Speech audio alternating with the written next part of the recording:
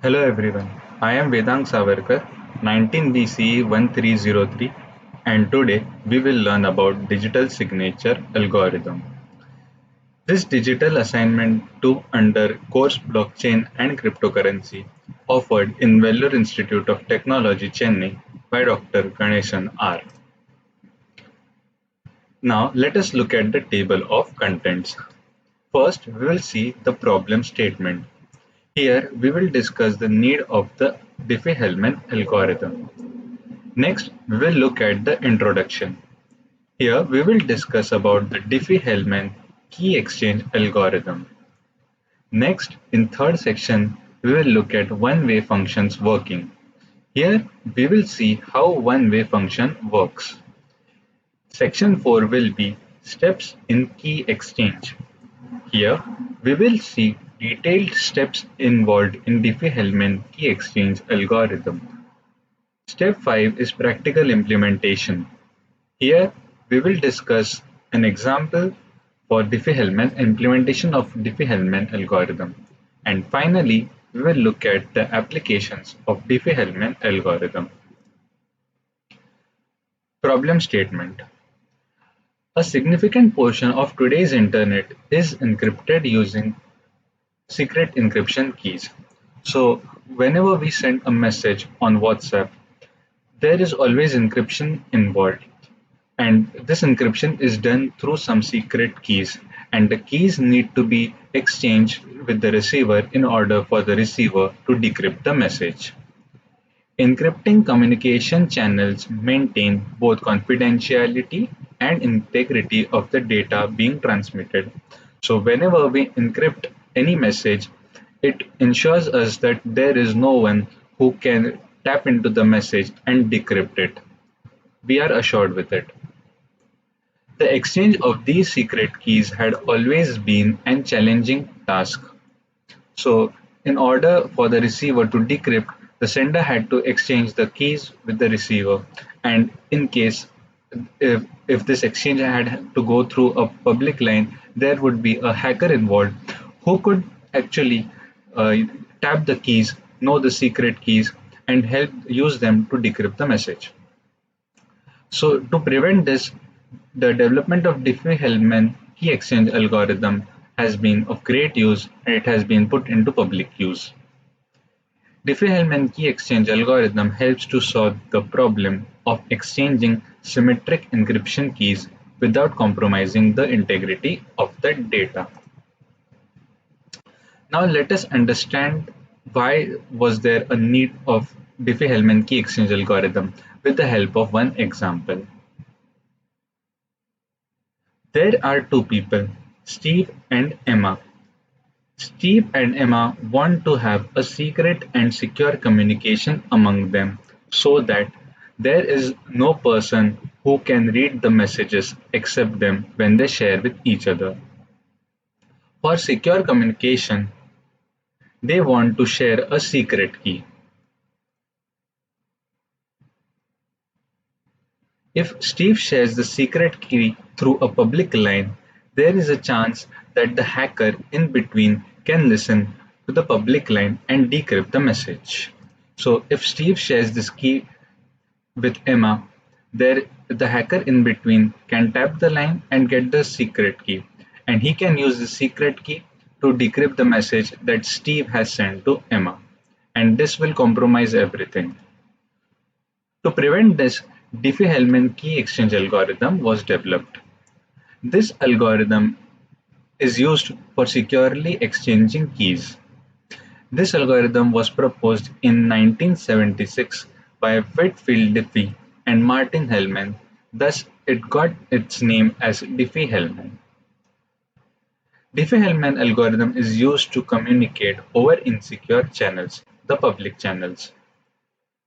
It is used as a precursor to asymmetric cryptographic algorithm.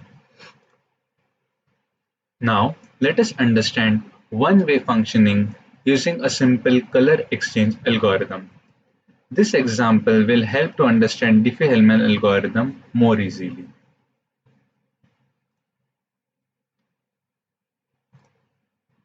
There are two people, Steve and Emma. Initially, Steve chooses a private color of his own and Emma chooses a private color of her own. So they want to exchange a shared key among themselves. To create that shared key, Steve selects a private color of his own, which no one knows, not even Emma. Emma also chooses a private color of her own, which is blue color, and Steve does not know about it. No one else does. Now, both of them will also choose a common color, which is yellow color, and they both agree upon this common color, which is yellow color. Now, they will mix the common color with their own private color to form a public color. So, the common color, which is yellow, Steve will mix it with his private color, which is red, and thus we will get a color orange. Emma will exchange the common color yellow with her private color blue, and thus we will get the color green. Now this orange color and green color will act as the public key of Steve and Emma respectively. Both of them will now have to exchange their public keys over a public line. This is a public line. In between this public line, there is a hacker who is continuously tapping all the exchanges which are going through this public line and listening to them. Steve will transfer his public key to Emma. Emma will transfer her public key to Steve. Now, Steve has public key of Emma and Emma has public key of Steve.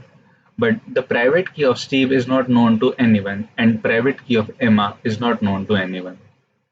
When this exchange process happened over public line, the hacker in between tapped the public keys. So the hacker now has the public key of Steve and Emma both.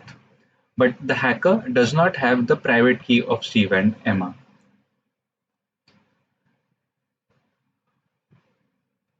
Now, Steve will mix his private key with the public key of Emma.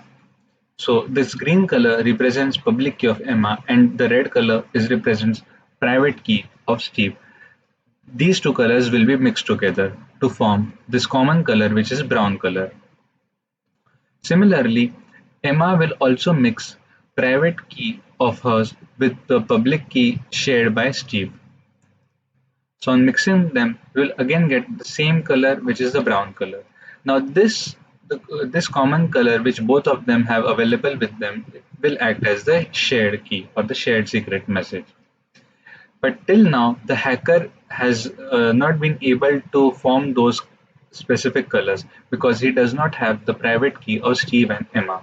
Now, even if the hacker does lots of calculation, thousands of calculations to obtain the same shared key or the same shared color, he won't be able to do it with the current computational power that he has, or it may take thousands of years for him to get the secret message. And in this way, Steve and Emma are able to get the shared key without the hacker being able to tap it. Now, since this shows that the hacker has the public key of Steve and the hacker also has the public key of Emma. Now, let us understand the working of Diffie-Hellman algorithm. Diffie-Hellman algorithm working involves three steps. Step 1 is assuming a prime number and selecting its primitive root. Assume a prime number q. Select alpha as a primitive root of q. Now, what is a primitive root? Alpha, which is a primitive root, is possible only if alpha mod q and alpha square mod q and alpha cube mod q till alpha power q minus 1 mod q. The answer of all these calculations should lie in between 1 and q minus 1. So if it lies between strictly between 1 and q minus 1, we can say that alpha is the primitive root of q. Step 2 is finding private key and public key of sender and the receiver. Assume XA as the private key of Steve. XA will always lie between XA will always be less than Q. Q is the common prime number which Steve and Emma both have agreed upon on a public line. So private key of XA will be less than the prime number Q. Steve will now calculate his public key with the help of the following formula. Public key of Steve is calculated as alpha power XA mod Q, where alpha is the primitive root of Q. Now we have got the private key and public key of Steve, which is XA is the private key and XA is the private key and YA is the public key of Steve. Similarly, let us assume XB as the private key of Emma, and this XB should be strictly less than the prime number Q which both of them have agreed upon on the public line. Now let us calculate the public key of Emma. Public key of Emma will be YB. YB is calculated as alpha power XB mod Q, where alpha is the primitive root and XB is the private key of Emma. So now we have got the private key and public key of Emma, which is XB and YA respectively. Now Steve and Emma will exchange their public keys, which is YA and YB, on a public line.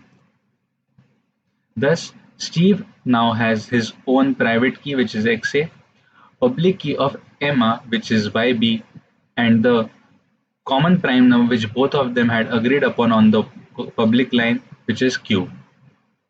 Similarly, Emma also has her own private key, which is XB, public key of Steve, which he had shared, which is YA, and the common prime number, which is Q.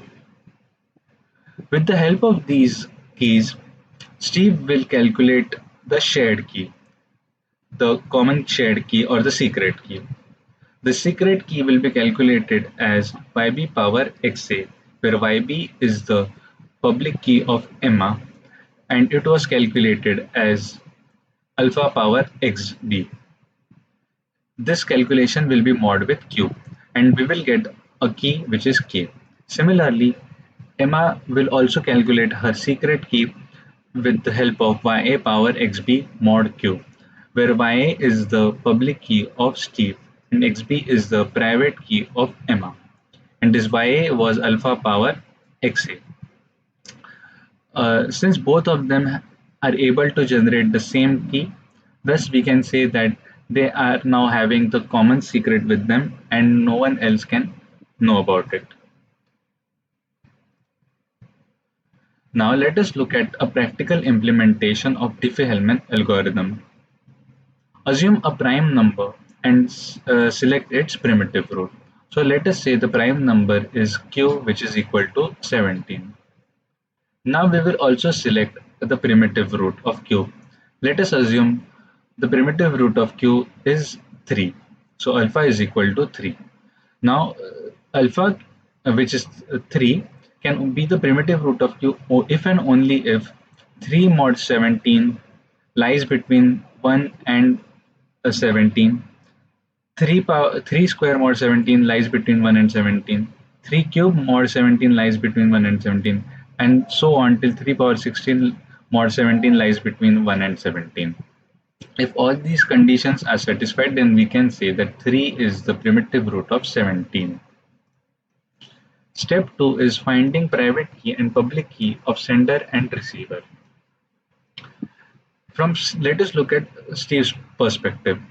Assume that the private key chosen by Steve is XA, which is 15. Now we want the private key to be always less than the common common prime number Q, which we had chosen to be 17. Now we'll calculate the public key of Steve, which is YA. YA will be calculated as 3 power 15 mod 17, which is equal to 6. So now we have got the private and public key of Steve, which is 15 and 6 respectively. Similarly, assume private key of Emma XB, which is equal to 13. 13 is also less than 17, which was our commonly agreed prime number Q. Now we will calculate the public key of Emma, which is YB. YB will be calculated as 3 power 13 mod 17, which is equal to 12. Now this 12 becomes the public key of Emma. Now we have got the public key and private key of Emma, which is 13 and 12 respectively. Now this 6 is the public key of Steve, and this 12 is the public key of Emma. These public keys will be exchanged over a public line. So now Steve has got the public key of Emma, and Emma has got YA, which is the public key of Steve. Now we will calculate the secret keys using these public and private keys of each other. So the k is equal to 12 power 15 mod 17. 17 is q, which gives us 10. So now 10 becomes the secret key which Steve has got. Similarly, let us calculate the secret key of Emma, the shared secret key. It will be calculated as 6 power 13 mod 17, which is equal to 10. So we can see that both of them are getting the same shared secret key, and thus we can say that this is an encrypted message. Now let us look at some of the applications of Diffie-Hellman algorithm. Diffie-Hellman algorithm is used in public key infrastructure. The public key infrastructure is a set of tools and rules to enforce public key cryptography with multiple entities. It also governs the issuance of digital certificates over the internet to maintain data confidentiality.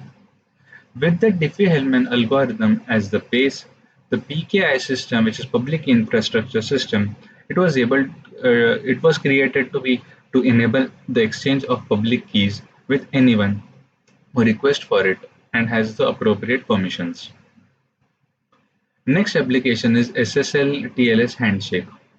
Internet browsers are authenticated with website servers using an SSL TLS certificate and many keys.